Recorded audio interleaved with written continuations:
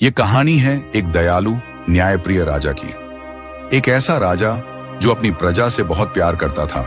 वो थोड़ा सख्त था, पर प्रजा को कभी किसी चीज की कमी नहीं होने देता था।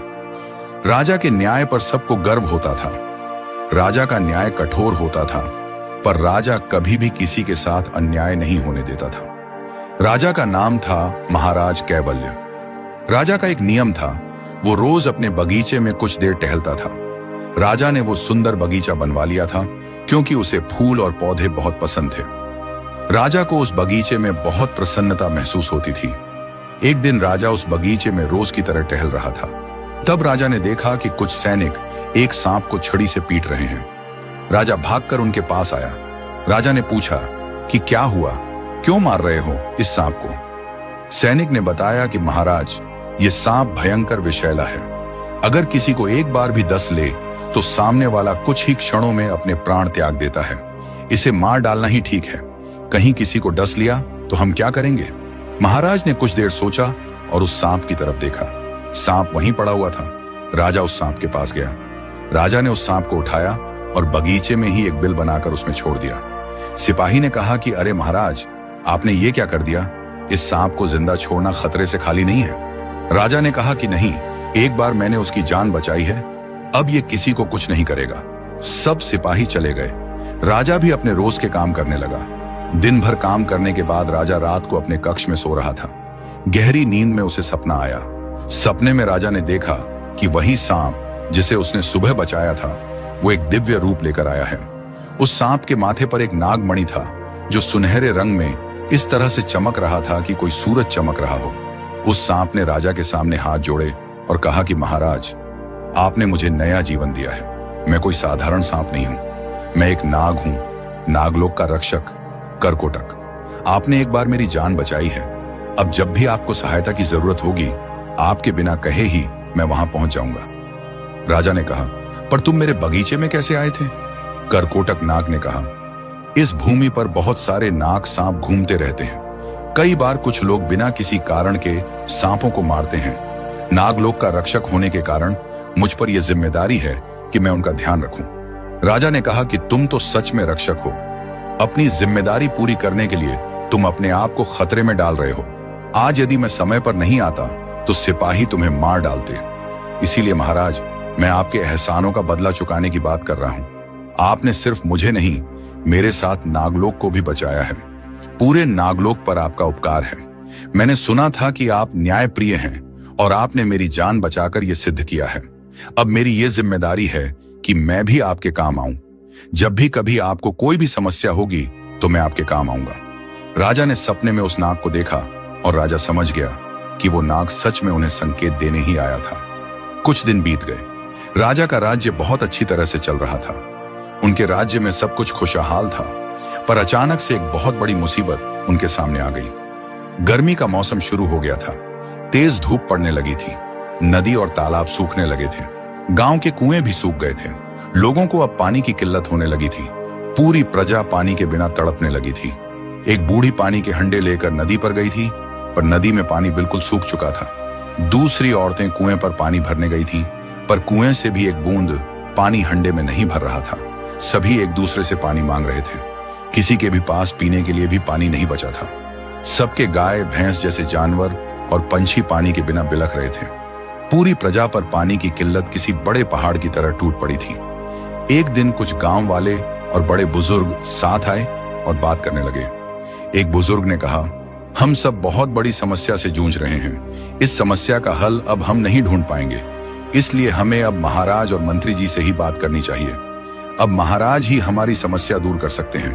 दूसरे ने कहा कि हाँ, आप सही कह रहे हैं। हमारे महाराज न्यायप्रिय हैं और प्रजा को अपने बच्चे की तरह मानते हैं। वो हमारी समस्या जरूर सुनेंगे। किसी ने कहा, चलो सब मिलकर चलते हैं। सब मिलकर राजा के पास आए और उन्होंने राजा और मंत्री से अपनी मुसीबत बताना शुरू किया। महाराज ने सबकी बात सुन ली। फिर उन्होंने मंत्री से कहा कि मंत्री जी, ये तो बहुत बड़ी समस्या है, हम इस समस्या का क्या हल निकालें? मंत्री ने कहा कि हाँ महाराज, समस्या सच में बहुत बड़ी है और उतना ही मुश्किल है उसका हल निकालना। मैं अभी सिपाहियों को भेजकर पूरे राज्य में क्या स्थिति है इसकी जानकारी लेता हूं। मंत्री पूरे राज्य में अपने सिपाहियों को फैला देते हैं। पूरे राज्य में यही हाल होता है। चारों ओर पानी की कमी थी। इंसान क्या और जानवर क्या, सभी प्यास के कारण तड़प रहे थे। राजा को पूरे राज्य की जानकारी मिल जाती है। राजा मंत्री से एक बार फिर बात करने लगे। राजा और मंत्री बहुत देर तक सोच रहे थे कि इस मुसीबत का क्या इलाज कर सकते हैं। मंत्री ने कहा कि महाराज, हम अपने पड़ोसी राज्यों के राजा से बात करके उनसे पानी मांग सकते हैं। आज तक आपने सबकी मदद की है, तो अब वो भी तो आपकी मदद करेंगे। राजा ने कहा कि आप कह तो सही रहे हैं, पर अगर हमारे राज्य में ऐसी स्थिति है तो हो सकता है कि बाकी राज्यों में भी यही हाल हो। अगर उनका भी ऐसा ही हाल रहा तो वो हमारी मदद कैसे कर सकते हैं? मंत्री ने राजा की बात में हामी भरी। अब महाराज फिर सोच में पड़ गए कि क्या करना चाहिए। पूरी रात महाराज उसी बारे में सोच रहे थे। कुछ देर के बाद उनकी आंख लग गई और उन्हें फिर एक सपना आया। सपने में नागराज करकोटक आए और उन्होंने कहा कि महाराज, चिंता करने की जरूरत नहीं है। राज्य की उत्तर दिशा में एक बहुत बड़ा पीपल का पेड़ है। उस पेड़ के नीचे एक बहुत बड़ा पानी का स्रोत है। आप सिपाहियों से कहकर वहां खुदाई कीजिए। वहां आपको इतना पानी मिलेगा कि पूरे राज्य की पानी की प्यास बुझ जाएगी। राजा का सपना टूट गया और जब वो नींद से जागे तब उन्हें बहुत खुशी महसूस हुई। उन्होंने सुबह मंत्री को बुलाया और ये बात बताई। मंत्री ने कहा कि महाराज, अगर उस नागराज ने आपको ये बताया है तो हमें एक बार उस पीपल के पेड़ के नीचे खुदाई करनी पड़ेगी। हमें करके देखना चाहिए। अगर सच में वहां पानी का स्रोत मिल गया तो हमारी प्रजा की परेशानी दूर हो जाएगी। महाराज मंत्री और कुछ सिपाहियों के साथ उत्तर दिशा के उस पीपल के पेड़ के पास चले गए। वहां जाकर उन्होंने सिपाहियों को आदेश दिया कि जाकर उस पेड़ के आसपास नीचे खुदाई करो। सिपाही खुदाई करने लगे। महाराज हमारी समस्या का अंत करने वाले हैं। ये सुनकर प्रजावासी भी वहां आ गए। सिपाही खुदाई करने लगे और जमीन खोदते खोदते आखिरकार एक गहराई से अचानक पानी का फव्वारा बाहर आया। उस पानी को देखकर सभी बहुत खुश हो गए। सिपाही और खोदने लगे और थोड़ी ही देर में बहुत सारा पानी बाहर आने लगा। नागराज ने अपने वचन को सच कर दिखाया था। महाराज ने उस स्रोत के आसपास दीवार बनवाकर वहां एक कुआं बनवा दिया। सभी लोग अब उस कुएं से पानी भरने लगे। महाराज ने मन ही मन नागराज को धन्यवाद दिया। ऐसे ही आगे बारिश के मौसम में इतनी तेज बारिश हो रही थी और तूफान आ गया था कि नदी में बाढ़ आने के आसार बन रहे थे। महाराज ने तुरंत मंत्री को बुलाया और कहा कि मंत्री जी, बहुत तेज बारिश हो रही है। राज्य में बाढ़ आने के आसार हैं। हमें कोई उपाय सोचकर रखना होगा, नहीं तो समस्या बढ़ सकती है। हाँ महाराज, मैं भी वही विचार कर रहा था, मंत्री ने कहा। रात को महाराज सो गए और उन्हें सपने में नागराज ने आकर बताया कि नदी में बाढ़ आने की संभावना है, पर आप चिंता मत कीजिए महाराज। आप कुछ मजदूरों से कहिए कि नदी का जो प्रवाह गांव के पास है वहां बड़े बड़े पत्थर रखकर वो रास्ता बंद कर दें। इससे नदी का प्रवाह मुड़ जाएगा और गांवों में नदी का पानी नहीं आएगा।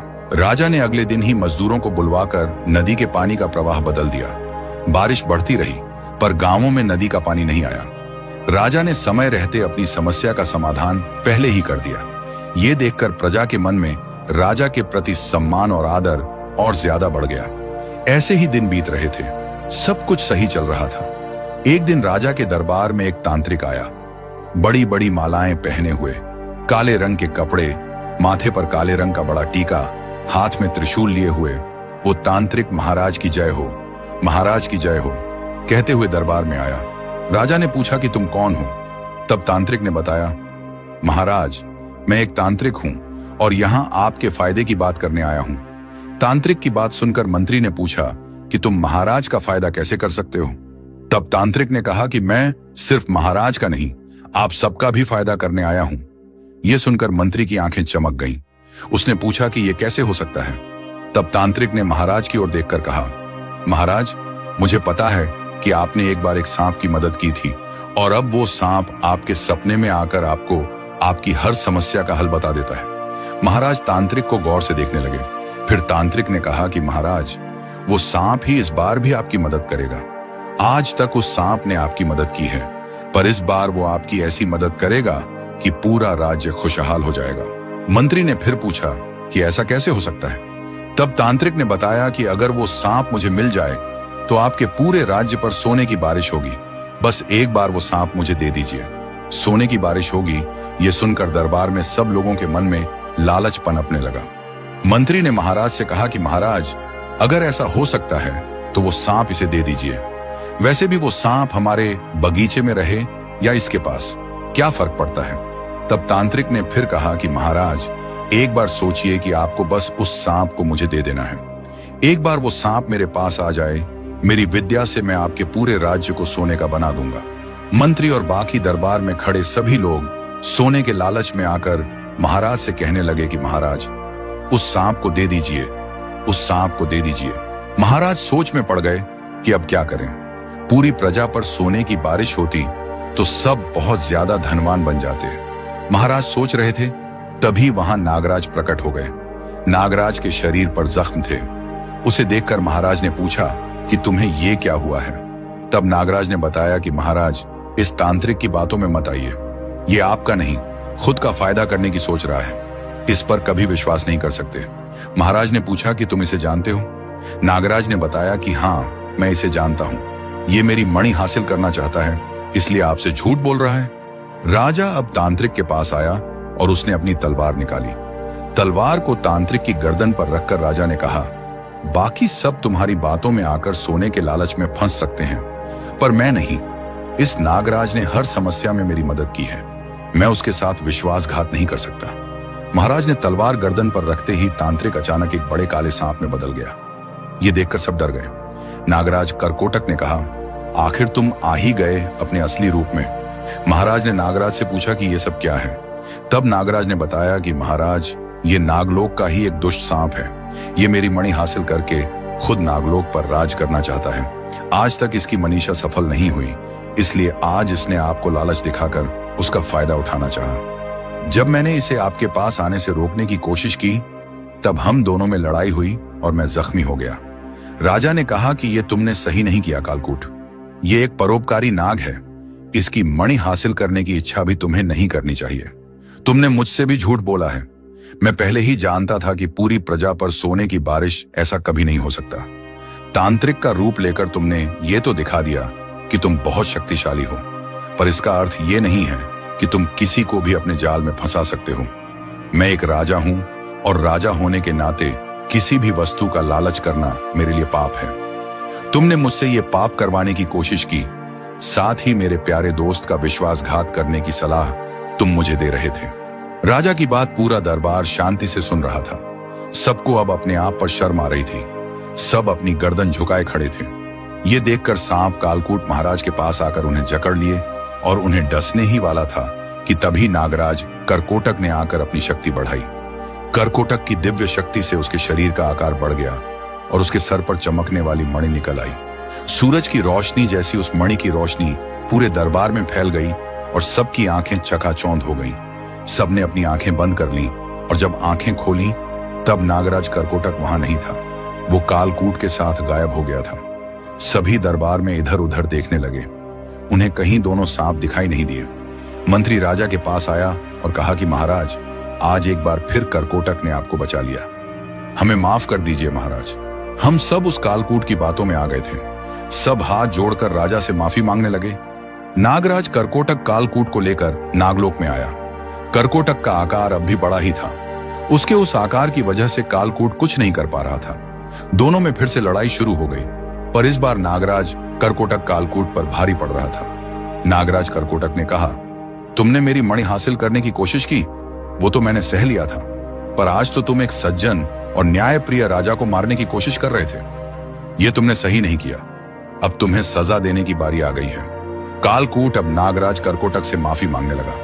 उसने कहा कि मुझे माफ कर दो, मैंने तुम्हारे और महाराज के साथ बहुत बुरा किया है।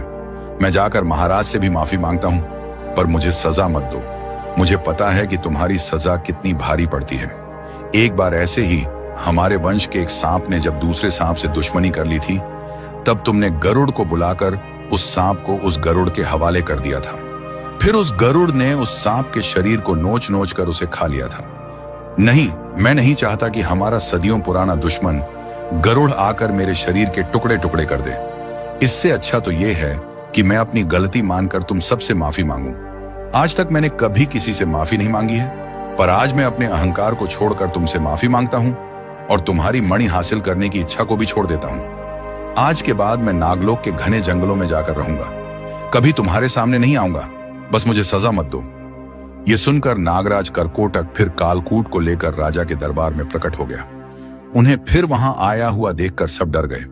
करकोटक ने महाराज को बताया कि कालकूट आपसे माफी मांगना चाहता है। कालकूट ने महाराज से माफी मांगी और ये वचन दिया कि आगे से वो कभी किसी को परेशान नहीं करेगा। कालकूट अपने वचन के अनुसार नागलोक के घने जंगलों में चला गया। नागराज करकोटक के पास आकर राजा ने फिर एक बार उसे धन्यवाद किया। उसने कहा कि तुम मेरे सच्चे दोस्त हो, नागराज करकोटक। करकोटक ने धीरे धीरे अपने दिव्य रूप को छोड़ दिया और अब वो सामान्य रूप में आ गया। उसके शरीर के घाव अब भर गए थे। ये देखकर राजा को खुशी हुई। एक न्यायप्रिय और परोपकारी राजा के वफादार सांप ने हमेशा उनकी सेवा की और उनका सहारा बनकर रहा।